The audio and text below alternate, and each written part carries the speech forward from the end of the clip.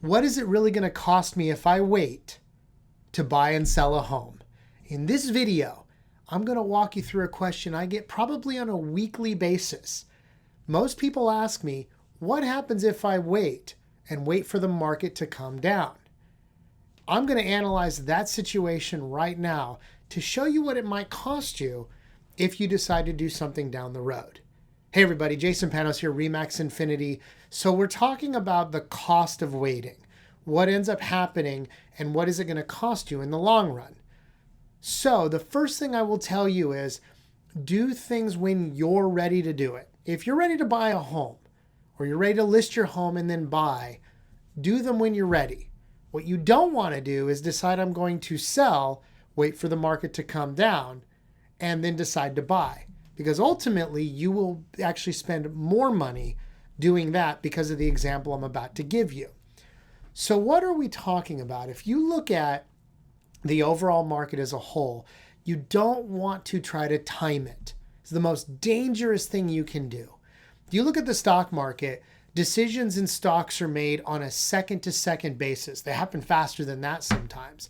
So if you try to time it, you're losing money, most investors will tell you. If you try to time the stock market like you're trying to time the real estate market, you will actually see how much more money you're going to lose.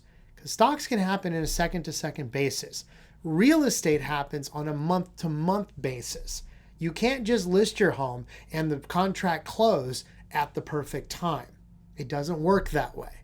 But what happens if you just decide to wait in general? So let's talk through that scenario. If you take a $400,000 house with an interest rate in the low threes, like we saw even a couple of weeks ago, what you're going to see is your payment's going to be somewhere about $1,500, a little bit more than that if all apples to apples are compared. If you take the same apples to apples where your taxes and your insurance are all the same, your down payment's not a factor, wait for the market to dip. Let's say that house is now $350,000 and your interest rate is now 4.5. If you run the numbers, you're going to find that your payment is higher, actually into the $1,600 or almost $1,700 depending on your situation. You will find that you will spend more. So let's break this down. As a buyer, you might get the house a little bit cheaper, but you're ultimately going to spend more on interest and your payment is going to be higher.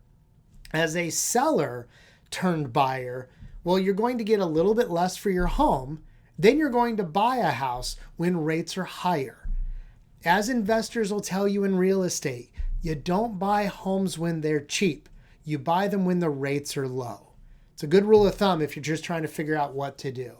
But again, we need to look at your situation when you're ready to act.